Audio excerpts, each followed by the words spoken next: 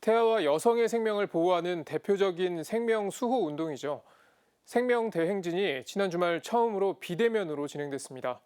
생명대행진 조직위원회는 낙태죄 완전 폐지에 반대하며 낙태를 거부할 권리를 요구하는 성명을 발표했습니다. 전은지 기자입니다. 낙태 반대와 생명 문화 건설을 위해 세계 각지에서 열리는 생명대행진이 지난 5일 우리나라에서 열렸습니다. 당초 서울 광화문과 청계천 주변을 행진할 예정이었지만 코로나19 확산으로 인해 올해는 비대면 화상회의로 진행됐습니다. 생명대행진 조직위원회는 당장 올해 말까지 낙태죄 헌법 불합치 결정에 따른 대체 법안을 마련해야 하는 상황에 대해 더욱 강한 연대를 요청했습니다. 작년 4월 낙태죄의 헌법 불합치 판결 이후 낙태법 개정안이 올 12월로 다가온 이 엄중한 시기에 태아 생명을 살리기 위한 우리의 행진을 결코 멈출 수는 없었습니다.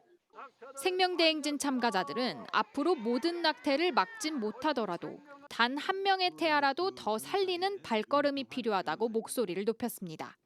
서울대교구 생명위원회 사무국장 박정우 신부는 이를 위해 낙태 조건을 까다롭게 만드는 입법 필요성을 설명했습니다. 낙태 시행 전 임산부에게 숙려 기간을 주고 그 사이 사회적, 경제적 지원에 대한 정보를 알리는 절차가 필요하단 겁니다. 피해자는 그 사전 상담 의무를 분명하게 제시를 해야 된다. 그래서 낙태를 생각하는 여성들이 상담 통해서 낙태가 어떤 것이구나, 이 심리적, 치적으로 얼마나 큰 후유증을 남기는지 그 실상에 대한 정보를 충분히 알아야 된다. 그다음에 그 여성이 비록 낙태를 생각했지만 혹시 출산을 선택한다면 어떤 경제적인, 사회적인 혜택을 받을 수 있을 것인가, 제도적인 그런 혜택은 뭔가, 이런 것도 상담 과정에서 충분히 정보를 들어야 됩니다. 이날 생명대행진 조직위는 국가가 국민의 생명 보호를 가장 우선해야 한다는 성명을 발표했습니다. 또 낙태죄 규정과 낙태 허용 조항을 모두 형법에 둘 것도 요청했습니다. 아울러 낙태를 거부할 권리 또한 법에 명시돼야 한다고 주장했습니다. 낙태죄 규정과 허용 조항 관련 일체를 모두 형법에 두도록 한다.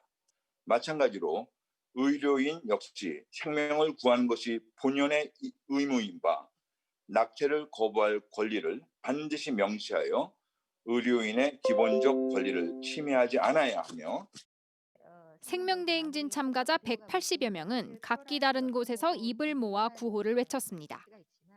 여성과 태아 생명 모두를 존중하라. 존중하라. 존중하라.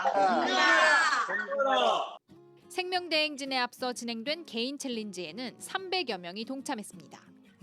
참가자들은 태아 생명 보호, 여성과 태아 모두 보호, 낙태법 합리적 개정 촉구 등 구호가 담긴 손팻말을 들고 최소 2km 이상을 걷고 이를 SNS에 올렸습니다.